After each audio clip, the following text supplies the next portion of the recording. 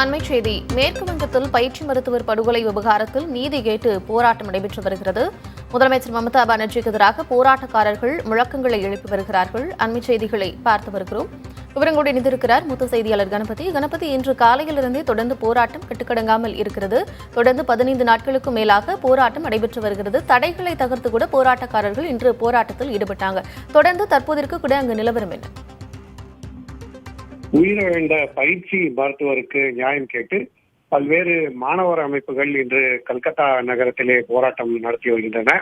ஆகவே இன்று காலையிலிருந்தே மேற்கு வங்க தலைநகரான கல்கத்தாவின் பல்வேறு பகுதிகள், குறிப்பாக ஹவுரா மற்றும் சந்திராகாட்சி ஆகிய இடங்களிலே போர்க்களம் போன்ற ஒரு சூழல் நிலவுகிறது.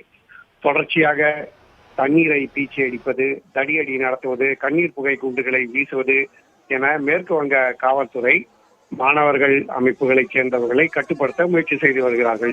இந்த மாணவர் அமைப்புகளுக்கு ஆதரவாக பல்வேறு அரசியல் சாராத இயக்கங்கள் என்று சொல்லப்படும் இயக்கங்களைச் சேர்ந்த பிரதிநிதிகளும் இந்த போராட்டத்தில் கலந்து கொண்டிருக்கிறார்கள்.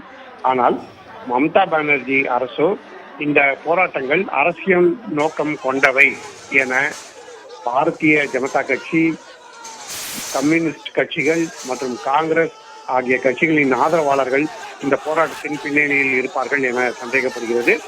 ஆகவேதான் இன்று காலையிலிருந்தே போலீஸ் பாதுகாப்பு மிகவும் பலமாக இருந்தது. பல்வேறு பகுதிகளிலே தடைகள் ஏற்படுத்தப்பட்டு காவல்துறையினர்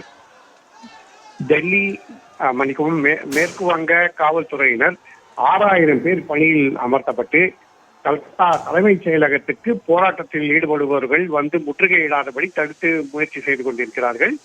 ஆகவே அங்கு போர்க்களம் போன்ற சூழல் நிலவுகிறது. பல முறை பல இடங்களிலே தடியடி நடைபெற்று விட்டது. கண்ணீர் புகை குண்டுகள் வீசப்பட்டுள்ளன. இதில் பலர் காயமடைந்துள்ளதையும் அங்குள்ள மாணவர்கள் சுட்டிக்காட்டியுள்ளனர். போராட்டக்காரர்கள் மீது இது போன்ற நடவடிக்கை எடுப்பது சரியா? போராட்டக்காரர்களுடைய ஒரே கோரிக்கை உயிரிழந்த பயிற்சி மருத்துவருக்கு நியாயம் கிடைக்க வேண்டும் என்பதுதான். அது கிடைக்காத காரணத்தால் தான் மேற்கு வங்க முதலமைச்சர் பதவியிலிருந்து விலக வேண்டும். மேற்கு வங்க அரசு சரியான நடவடிக்கையை எடுத்து மருத்துவர்களை காப்பாற்ற தவறிவிட்டது, மகளிருக்கு பாதுகாப்பு இல்லை என்ற பல்வேறு குற்றச்சாட்டுகள் தினசரி தொடர்ந்து கொண்டிருக்கின்றன. அத்துடன் மாணவர் அமைப்புகள் நியாயம் கிடைக்கும் வரை போராட்டம் தொடரும் என அறிவித்து தினசரி போராட்டங்கள் நடத்தி கொண்டிருக்கிறார்கள். இப்படிப்பட்ட சூழ்நிலையில் தான் இன்று போராட்டம் மிகவும் பெரிய அளவில் நடைபெற்றதால், அதுவும் செயலகத்தை முற்றுகையிட முயற்சி செய்த காரணத்தால் போலீசார் கடுமையான நடவடிக்கைகளிலே ஈடுபட்டிருக்கிறார்கள். இதுவரை தலைமைச் செயலகத்தை முற்றுகையிடும் நடவடிக்கைக்கு போலீசார் அனுமதி கொடுக்கவில்லை எனவும், அவர்கள் போராட்டக்காரர்களை பல்வேறு தடுப்புகளை அமைத்து ஹவுரா போன்ற இடங்களிலே தடுத்து நிறுத்திவிட்டார்கள் எனவும் தெரிவித்திருக்கிறார்கள். இருந்த போதிலும் போராட்டங்கள் இன்னும் ஓயவில்லை. மாணவர்கள் மற்றும் அவர்களுக்கு ஆதரவாக களத்திலே குதித்திருப்பவர்கள் என நூற்றுக்கணக்கானோர் பல்வேறு இடங்களிலே தடைகளை உடைத்துக் கொண்டு தலைமைச் செயலகம் நோக்கி பேரணி நடத்த முயற்சி செய்கிறார்கள். இத்தகைய சூழ்நிலையில் தான் போராட்டக்காரர்களுக்கும் காவல்துறையினருக்கும் ஆங்காங்கே மோதல்கள் நடைபெற்றுக் கொண்டிருக்கிறது.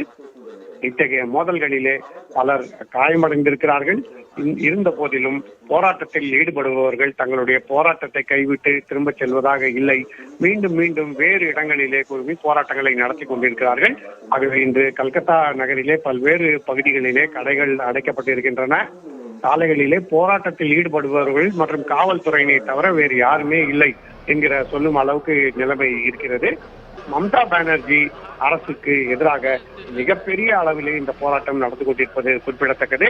ஏற்கனவே உச்சநீதிமன்றம் தனது உத்தரவிலே போராட்டத்தில் ஈடுபட்ட மருத்துவர்களுக்கு எதிராக நடவடிக்கைகள் எடுத்தால் அதை நாங்கள் கவனித்துக் கொள்கிறோம் என தெரிவித்திருக்கிறார்கள். அப்படிப்பட்ட சூழ்நிலையிலே இன்று போராட்டத்தில் ஈடுபடுபவர்கள் மருத்துவர்கள் அல்ல எனவும் அரசியல் நோக்கம் உடையவர்கள் எனவும் மேற்கு வங்க காவல்துறை அவர்கள் மீது கடுமையான நடவடிக்கைகளை எடுத்து வருகிறது. ஆகவே கல்கத்தா நகரின் பல்வேறு பகுதிகள் போர்க்காலம் போல காட்சியளிக்கின்றன. விவரங்களை வழங்கியமைக்கு நன்றி கணபதி.